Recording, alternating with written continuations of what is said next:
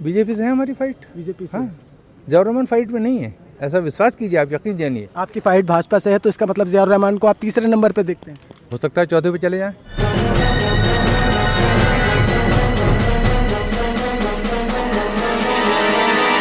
Media voice, आपकी आवाज। हमारे साथ में संभल लोकसभा से बसपा के कैंडिडेट शौलत साहब हैं, आज नॉमिनेशन करने के लिए आए। कैसा माहौल है, क्या लग रहा है इस बार बसपा का? कोई आप पार्लियामेंट में बहुत पहुंचेंगे? अच्छा माहौल है हमारे क्षेत्र से, तो इंशाल्लाह ताला बसपा बहुत अच्छे वोटों से जीत कर जाएगी। लेकिन मैं मानता हूं कि पूरे उत्तर प्रदेश में भी माहौल बहुत अच्छा है बसपा का। कल बहन जी मुरादाबाद आई थी, उनकी सभा का ब्यौरा आपको मिला ही होगा। उत्साह है लोगों में, बसपा के समर्थन में है लोग, बहुत अच्छा माहौल बना हुआ है। संभल से क्या लग रहा है, आपकी फाइट किसके बीच में? बीजेपी से है हमारी फाइट। बीजेपी से? हाँ, ज़ियाउर रहमान फाइट में नहीं है, ऐसा विश्वास कीजिए, आप यकीन जानिए। और यहाँ से बहुत दूर क्षेत्र 75 किलोमीटर, क्या 80-85 किलोमीटर पड़ता है नॉर्थ कॉर्नर, मानपुर चौकी टांडे के पास में। वहाँ तक जाके ज़रा पता लीजिए, पता लगेगा आपको कौन है लड़ाई में। वो लड़ाई में नहीं है। लड़ाई में नहीं है? कहीं नहीं। आप कहाँ देखते हैं मैं किसको? खुद को? मैं हूँ लड़ाई में हूँ और जीतूंगा। जीतेंगे? हाँ, और अच्छे मार्जिन से जीतूंगा इंशाअल्लाह ताला, बहुत अच्छे मार्जिन से जीतूंगा। संभल की आवाम आपको पार्लियामेंट भेजती है तो आपके क्या मुद्दे रहने वाले हैं, किन मुद्दों पर काम करें? विकास, सांप्रदायिक सौहार्द, नेक नियति से सेवा जनता की,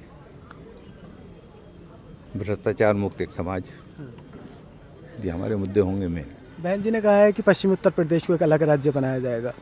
कल कहा उन्होंने जी, बनना चाहिए। हमारी राय तो यही है, हम तो बहुत पहले से इस चीज़ को मांग करते आ रहे हैं। हम जब उस वक्त में 2007 में लोकदल में थे तो हरित प्रदेश के नाम पे ही हमने लोकदल में झंडा बुलंद किया था। हम तो चाहते हैं पश्चिमी उत्तर प्रदेश अलग होना चाहिए, बहुत दिनों से इस चीज़ की मांग।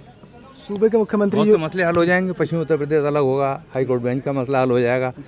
50 साल से 45 साल से हड़ताल चली आ रही है, सब बहुत ही इश्यूज हल हो जाएंगे। सूबे के मुख्यमंत्री कह रहे हैं कि 80 की 80 सीटें हम इस बार जीतने जा रहे हैं यूपी के अंदर। देखिए, अपने मुंह मियां मिट्टू बनने से कोई नहीं रोक सकता। वो 80 कहें और 80 में 85 जीत रहे हों तो 85 भी कह लें, हमें कोई एतराज़ नहीं, हम उन्हें रोकने नहीं जाएंगे।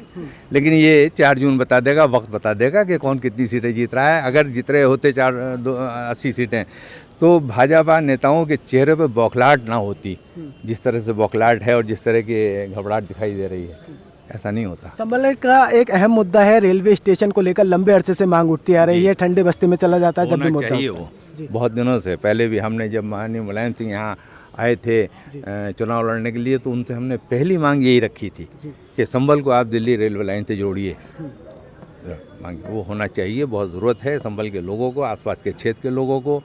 संभल से अगर ये लिंक जुड़ जाएगा तो पीछे तक के लोगों को, बरेली तक के और बदायूं तक के लोगों को, सबको बहुत सहूलत हो जाएगी। वो होना चाहिए, हम भी इस तरह के हैं। आपकी फाइट भाजपा से है तो इसका मतलब ज़ियाउर रहमान को आप तीसरे नंबर पे देखते हैं? हो सकता है चौथे पे चले जाएं।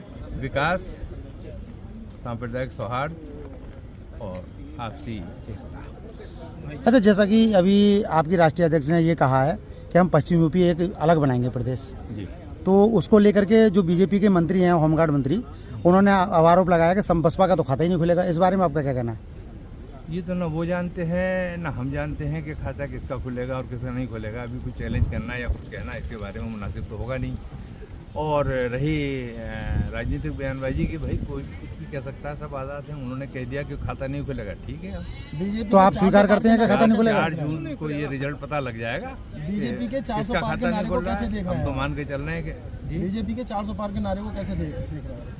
बीएसपी कितनी सीटें आने वाली? देखिए, अपने मुंह मियां मिट्टू बनने वाली बात है ये बीजेपी की। 400 सीटें आ रही हैं या 400 पार आ रही हैं, कोई नहीं इसको कह सकता है। जो हालात हैं प्रदेश में और जिस तरह के घबराई हुई है बीजेपी और बीजेपी के नेता, मुझे तो लग रहा है कि 200 सीटों तक भी नहीं पहुंचेंगे। बीएसपी कितनी आ रही हैं सीटें? बीएसपी की अच्छी सीटें आएंगी, संख्या तो बताना मुमकिन नहीं होगा, लेकिन और सबसे बेहतर आएंगी। बीजेपी के बाद अगर होगी तो बीएसपी ही होगी। अच्छा, क्या लग रहा है आपको लग रहा है आप जीत रहे हैं? किसकी सरकार बनेगी? आपको लग रहा है आप जीत रहे हैं? अभी ये मैं कैसे कह सकता हूँ किसकी सरकार बनेगी? ये तो विपक्ष आरोप लगा रहा है कि आप सक्रिय कम दिख रहे हैं। अब इस आरोप का मेरे पास क्या जवाब है, मैं कोई कमेंटिंग करना जिस तरह से बीजेपी चुनाव लड़ रही है। लोकसभा का क्षेत्र 5 विधानसभा क्षेत्रों को मिलता है, मिला के बनता है। संभल हो सकता है मैं लेट आया हूँ या बहजोई में लेट पहुँचा हूँ, हो सकता है मैं दूसरे क्षेत्रों में लगा हूँ, कुदर की बिलारी बहजोई को कर रहा हूँ।